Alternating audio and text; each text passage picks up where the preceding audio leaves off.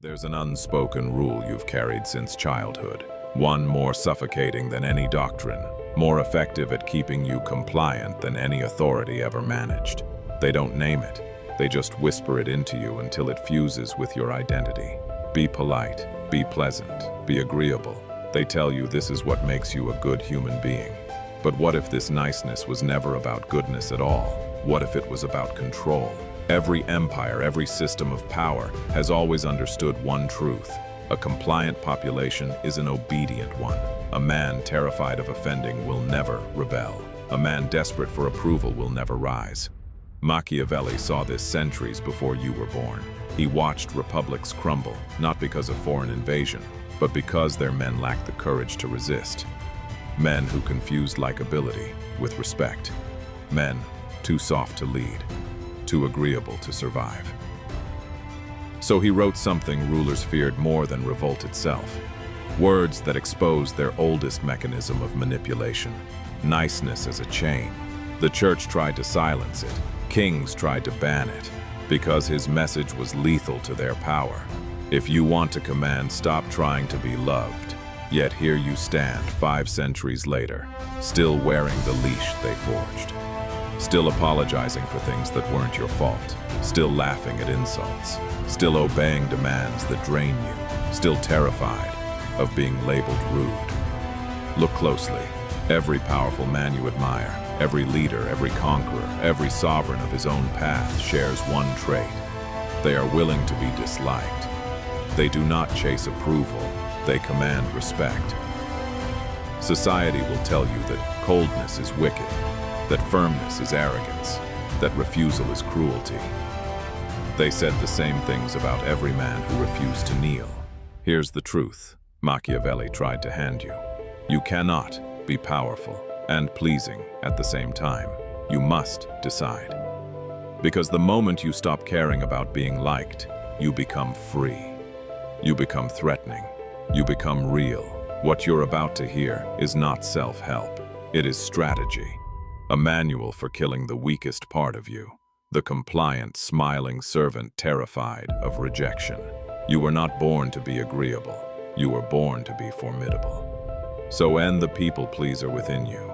Not tomorrow, not gradually, now. Because the longer he survives, the more of you dies. There is a quiet sickness spreading through modern men. It doesn't break the body. It breaks the will. It hollows the spine. It leaves the mind sharp, but the spirit obedient. Machiavelli would have called it what it truly is, a political disease disguised as virtue. Most men don't even realize they're infected. They believe their politeness is morality. They believe their silence is maturity. They believe their self-sacrifice is noble. But beneath that mask lies the real infection, fear wearing a smile. The disease begins early. The first time you're punished for refusing. The first time you're told not to be difficult. The first time you're rewarded for staying quiet. You learn quickly that approval means safety. You're taught that discomfort makes you wrong. You're conditioned to believe conflict is dangerous and harmony is sacred. So you adapt. You swallow your anger. You dim your instincts. You trade your desires for whatever keeps the peace. Eventually it becomes a habit, then a belief, then an identity. And the world applauds you for it. You're so polite, so cooperative, so easy. They praise the disease because it makes you predictable, because it makes you harmless, because it ensures you will never challenge them. By the time you reach adulthood, the disease has taken full root. It shows itself in ways so familiar you barely notice. You apologize automatically, even when you've done nothing wrong. You agree with people you don't respect, just to avoid tension. You cling to relationships that drain you, because being alone terrifies you, more than being unhappy. You work harder than everyone, but speak up less than anyone. You tolerate delays, insults, disrespect, and convince yourself none of it matters. But everything becomes not a big deal until one day you realize your entire life has become one long chain of swallowing what should have never been tolerated. Meanwhile, the people you bend over backwards to please only demand more, because people-pleasing doesn't make others kinder. It makes them bolder. You think people appreciate your niceness. They don't. They interpret it. When you can't say no, they assume you have no boundaries. When you avoid conflict, they assume you won't defend yourself. When you rush to help, they assume your time has no worth. When you're constantly available, they assume you're not important. Humans don't respond to kindness. They respond to cost, consequence, and limits. A man without boundaries cannot earn respect. He can only beg for it. And this is the fatal error of the people pleaser. He tries to purchase respect with kindness. But kindness is free, and what is free has no value. So he lives exhausted, overlooked, and quietly furious. He's trapped in a fantasy where morality equals compliance, while the rest of the world operates on reality, where strength dictates how you are treated. The people pleaser isn't just nice. He's addicted to approval, addicted to comfort, addicted to avoiding discomfort at all costs. Every yes gives him a momentary relief, a temporary high. At least no one is upset with me. But the price of this comfort is long-term decay.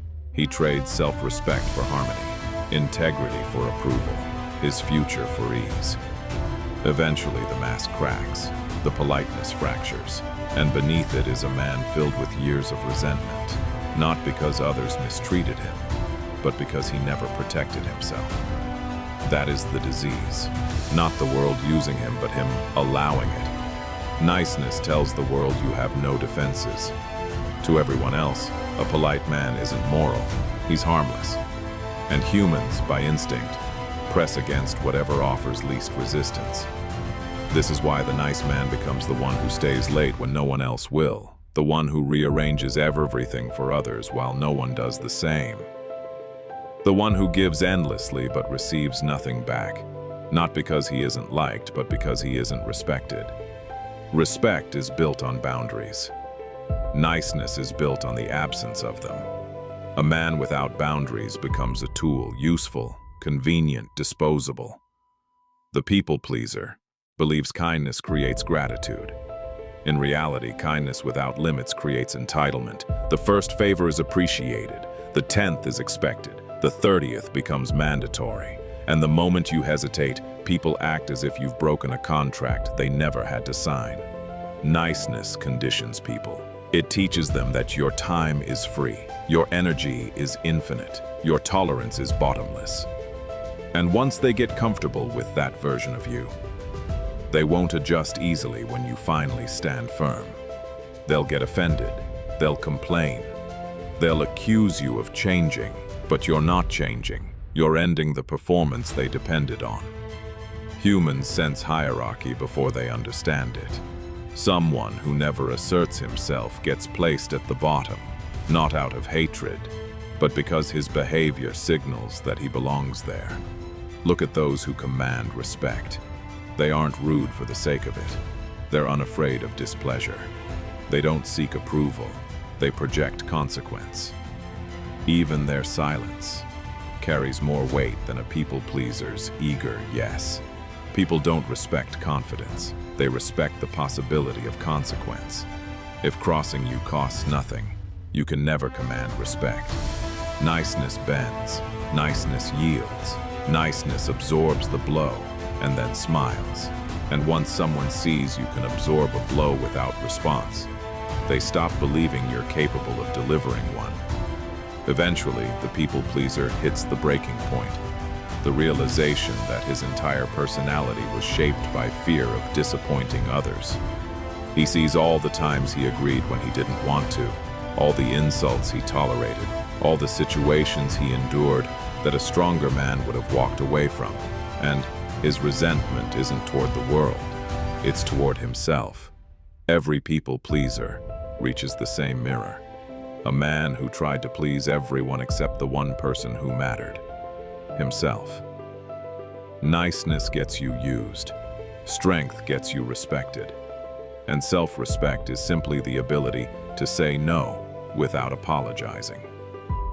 Rudeness has been demonized not because it's immoral, but because it's powerful. A firm tone disrupts control. A blunt statement shifts power. A refusal changes every dynamic. People don't fear cruelty. They fear a man who cannot be manipulated by guilt.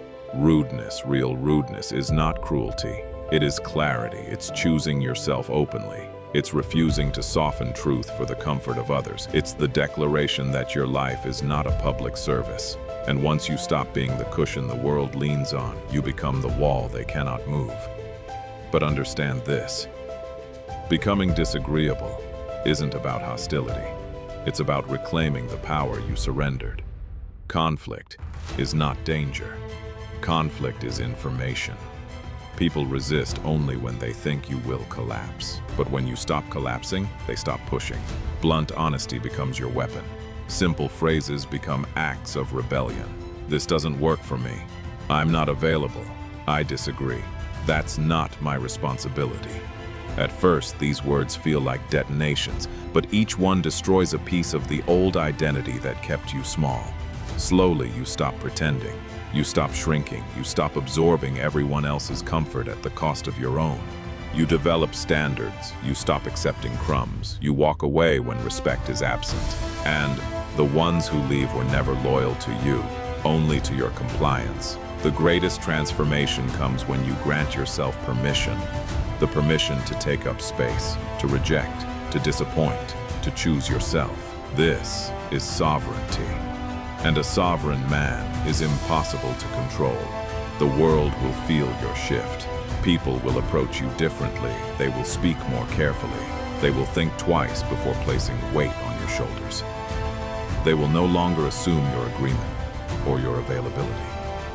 That is power. Not dominance over others, but authority over yourself.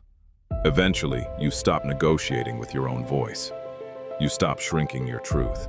You stop softening your identity just to make the room comfortable. What emerges is a man shaped not by fear, but by self-respect. He doesn't need approval. He doesn't fear rejection. He doesn't bend to pressure. His presence alone alters the energy of any space he enters. Those who are strong will respect him. Those who are insecure will fear him. Those who once fed on his softness will resent him. None of their reactions matter, because his worth no longer comes from the world.